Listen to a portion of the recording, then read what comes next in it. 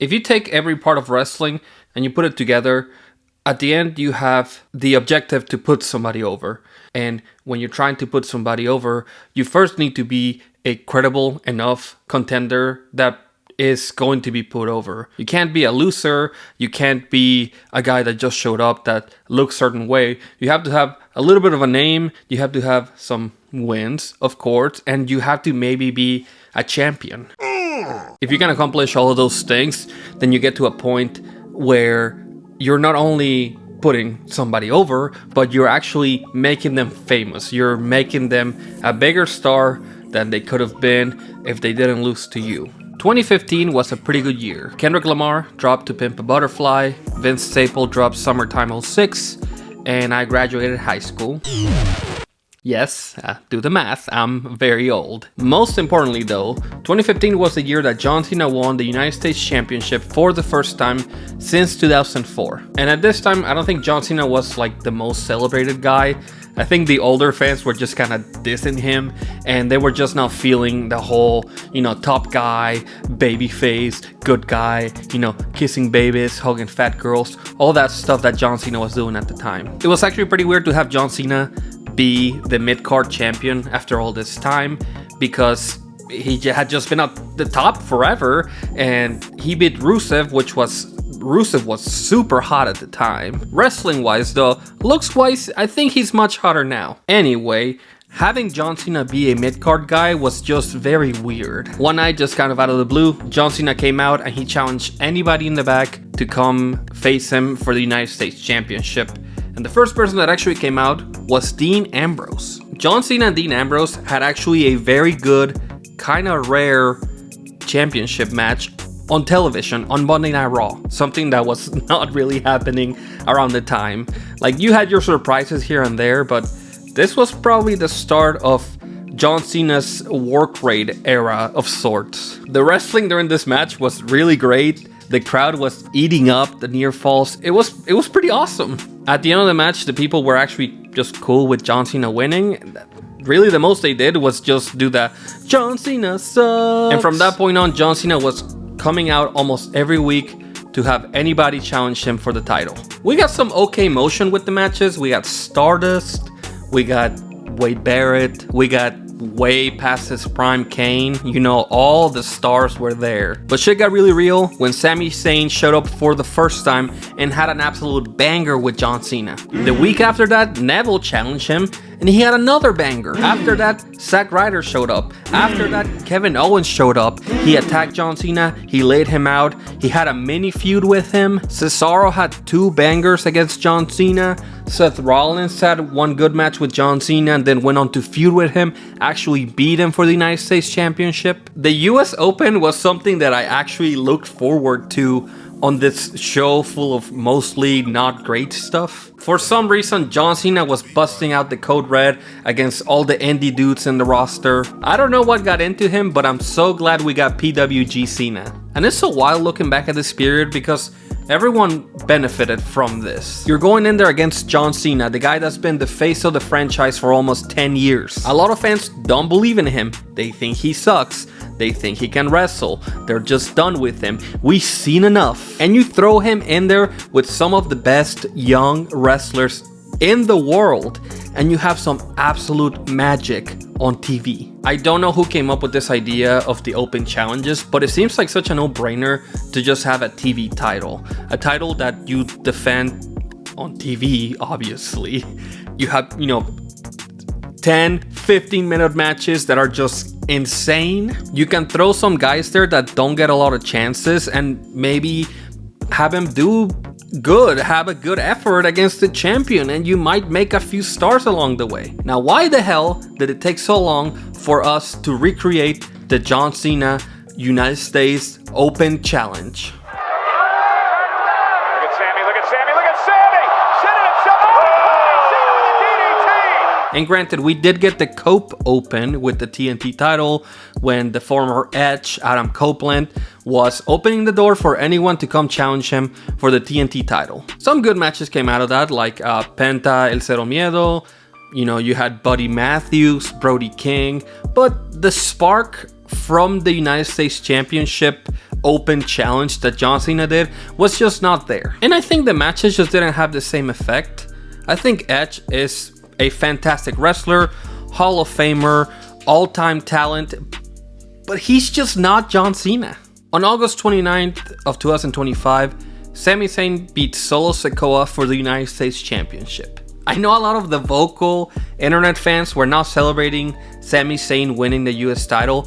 Personally, me, I was fucking hyped, man. I'm so excited to have Sami be a champion, to actually have him do something, because I think that he's just one of the best wrestlers in the world, and you know, probably a top 5 in WWE. So you're just gonna let him just hang out and just wait for something to happen? No, you give him a title, you give him things to do. I personally did not expect Sami Zayn to bring back the open challenges, but it seems so perfect. John Cena, mid-retirement run, you know, doing one of his last appearances in Canada, I think, shows up, and who else is here but Sami Zayn? And Sami Zayn brings things full circle by asking John Cena to challenge him for the United States Championship, the same way that Sami Zayn even showed up in the WWE in the first place. And they went on to have, say it with me, a banger. And the week after that, he had another banger with Rey Fenix. And the week after that, he had another banger with Carmelo Hayes. And after that, we had the debut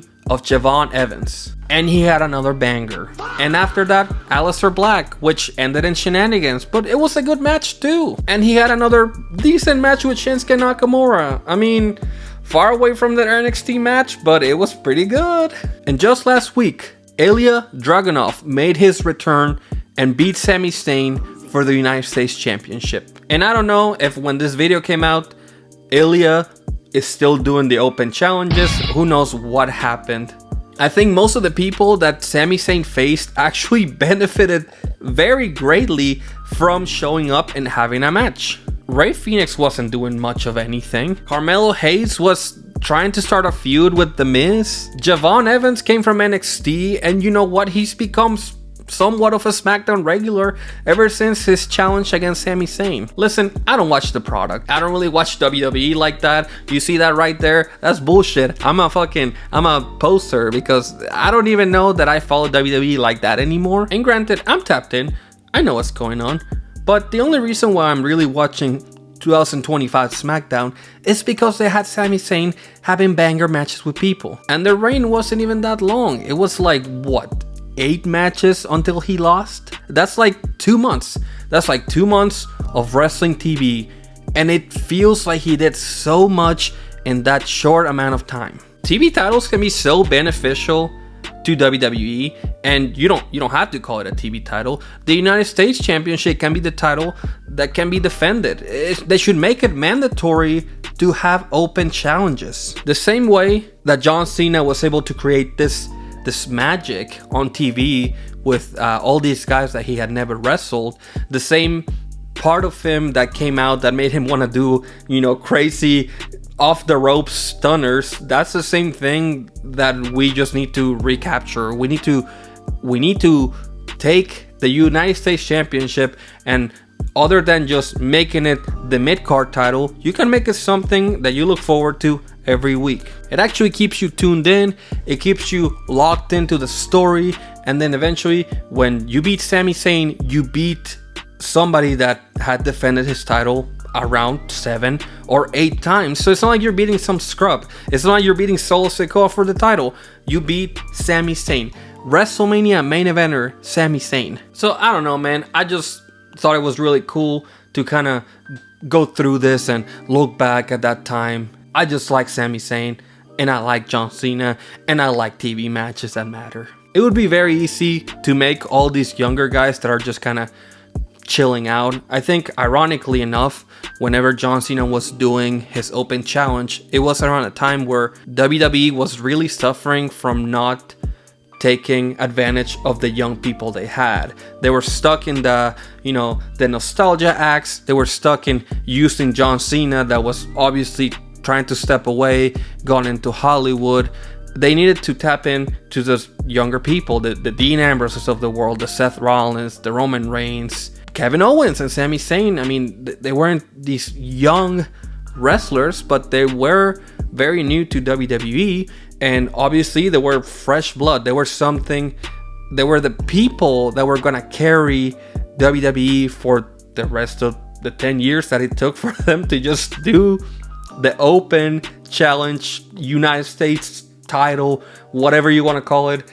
However long it took him, they got to that same point again where today the main eventers are too old. The Javon Evans of the world, the Leon Slaters of the world, they need to be on TV now. There's no time to waste with them. So the best way you can introduce them is against a veteran champion that's got a lot of wins, and even if they lose, they get turned into a star. Whoa! So I don't know how to close out this video.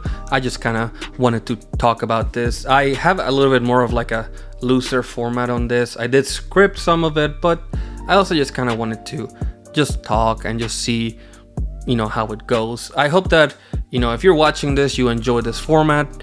I've been trying to do a lot of different things on the channel. I do like to, you know, do some of the commentary stuff and revisit wrestling media. I think that's one of my favorite things to do, but I understand that that may not be as exciting to other people. But if you enjoy this, please make sure you like, make sure you subscribe, share with your friends. Tell me if you like the United States Championship Open Challenge. Tell me your favorite match from John Cena's challenge or Sami Zayn's challenge, or even if you are AEW only, Cope Open. You know, I'm not calling him Cope. You know, he's Edge. His mom gave him the name Edge, so I'm calling him Edge. Thank you so much for watching. My name is Carlos, and this is Midcard.